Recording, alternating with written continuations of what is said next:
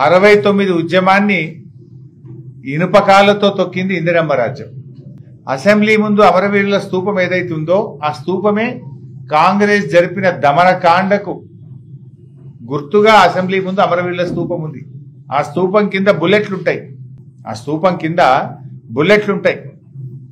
1969 ఉద్యమంలో 369 మందిని కాంగ్రెస్ పార్టీ కాల్చి చంపితే ఆ కాంగ్రెస్ యొక్క దమనకాండ, కాంగ్రెస్ పొట్టన పెట్టుకున్న 369 మందికి సూచికగానే ఇవాళ అసెంబ్లీ ముందు అమరవీరుల స్తూపం ఉన్నది. జై తెలంగాణ అన్న పాపానికి, నేరానికి, అదొక నేరం కింద 369 మందిని కాల్చి చంపింది కాంగ్రెస్ పార్టీ కాదా?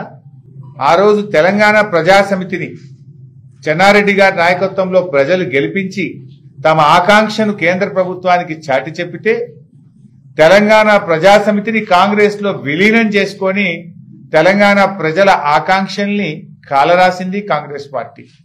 ఏ నాయకునికి పదవి రాకపోయినా తెలంగాణ పేరిట దుకాణం పెట్టాలి, పదవి రాగానే దుకాణం బంద్ చేయాలి. ఇది కాంగ్రెస్ పార్టీ నాయకుల చరిత్ర.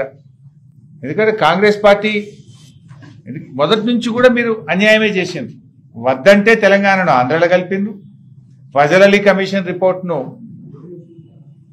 బుట్టదాఖలు చేసిండ్రు. 69 ఉద్యమంలో 369 మందిని కాల్చి చంపిండ్రు. ఆ తర్వాత ప్రజాసమితిని 11 ఎంపీలు గెలిపిస్తే వాళ్ళను కాంగ్రెస్ లో కలుపుకొని ప్రజల ఆకాంక్షల్ని కాలరాసిండ్రు. ఇది కాంగ్రెస్ చరిత్ర. 2001లో కేసీఆర్ గారు పార్టీ పెట్టకపోతే, కేసీఆర్ పోరాడకపోతే అసలు తెలంగాణ మాటే లేదు కదా.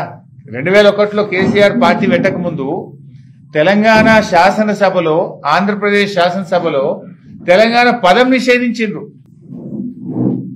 ఎవరన్నా ఎమ్మెల్యే అసెంబ్లీలో లేచి నా తెలంగాణ అంటే తెలంగాణ అనే పదం అసెంబ్లీలో నిషేధించడం, నువ్వు తెలంగాణ అనొద్దు, వెనుకబడ్డ ప్రాంతం అనాలి.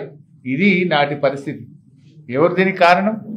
50 ఏళ్ళు ఈ రాష్ట్రాన్ని పాలించిన కాంగ్రెస్ కావచ్చు, 16 ఏళ్లు పాలించిన తెలుగుదేశం. 66 ఏళ్ల మీ పాలనలో ఏం చేసిండ్రు? జై తెలంగాణ అనే పదాన్ని నిషేధించిండ్రు. అసెంబ్లీలో ఎమ్మెల్యేలు ఎవరు తెలంగాణ పదం ఎత్తే అవకాశమే లేకుండా చేసిన రోజుల్లో కేసీఆర్ గారు పార్టీ పెట్టి తెలంగాణ సాధించారు. కేసీఆర్ పార్టీ పెట్టకపోతే అసలు తెలంగాణ పదమే లేదు కదా. తెలంగాణ రాష్ట్రం ఎక్కడిది? తెలంగాణ అనే పదమే లేకుండా చేసిన చరిత్ర మీది. ఇక మీరు మేము తెలంగాణ ఇచ్చినామని చెప్తే దయాలు వేదాలు వలిచినట్టు కాదు ఇది.